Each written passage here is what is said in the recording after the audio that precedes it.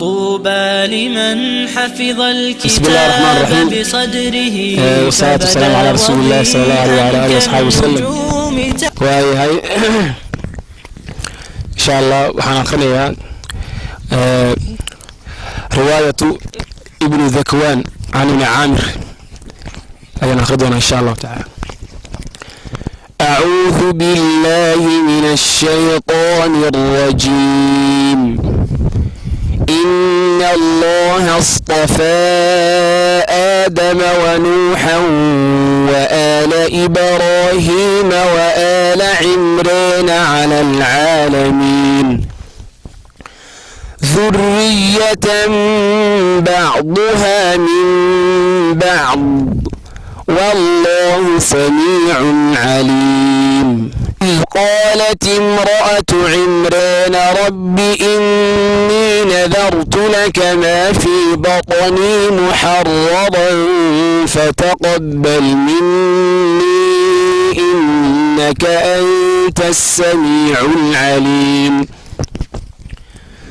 فلما وضعتها قالت رب إني وضعتها أنثى والله أعلم بما وضعت وليس الذكر كالأنثى وإني سميتها مريم وإني أعيذها بك وذريتها من الشيطان الرجيم.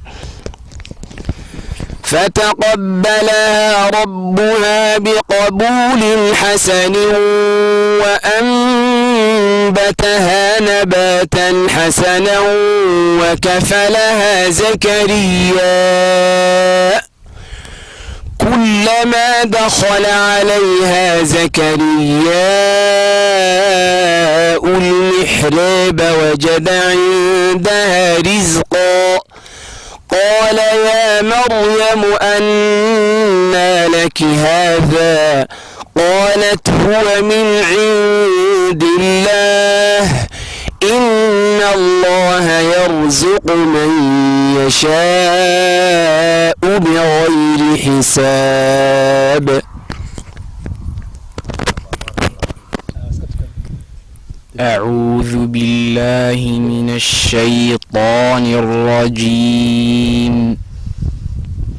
وكذلك أخذ ربك إذا أخذ القرى وهي ظالمة إن أخذه أليم شديد.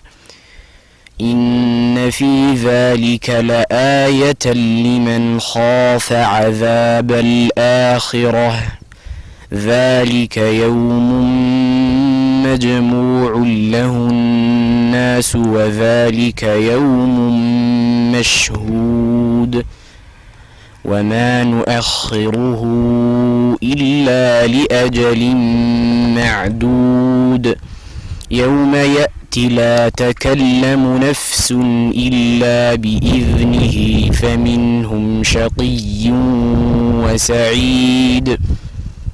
فأما الذين شقوا ففي النار لهم فيها زفير وشهيق خالدين فيها ما دامت السماوات والأرض إلا ما شاء ربك إن ربك فعال لما يريد.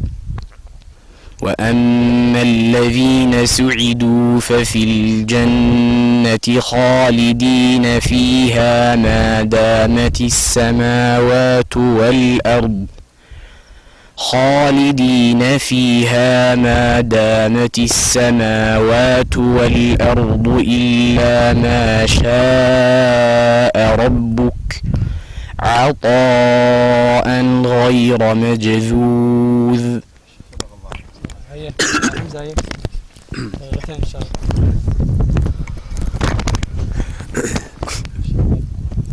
أعوذ بالله من الشيطان الرجيم. ولا تقولوا لمن يقتل في سبيل الله أموات بل أحياء ولكن لا تشعرون ولنبلونكم بشيء من الخوف والجوع ونقص من الأموال والأنفس والثمرات وبشر الصابرين الذين إذا أصابتهم مصيبة قالوا إنا لله وإنا إليه راجعون أولئك عليهم صلوات من ربهم ورحمة وأولئك هم المهتدون. صدق الله العظيم. halkaan insha Allah waxaan ugu dhawaanay barnaamijkeena iyadoo waqtiga aad inoogu yaraa insha Allah inta waqti ka badan inaan helnaan ilaahay ka rajeeyna wa sallallahu wa sallama wa baraka ala nabiyyina Muhammad wa ala alihi wa sahbihi wa sallam.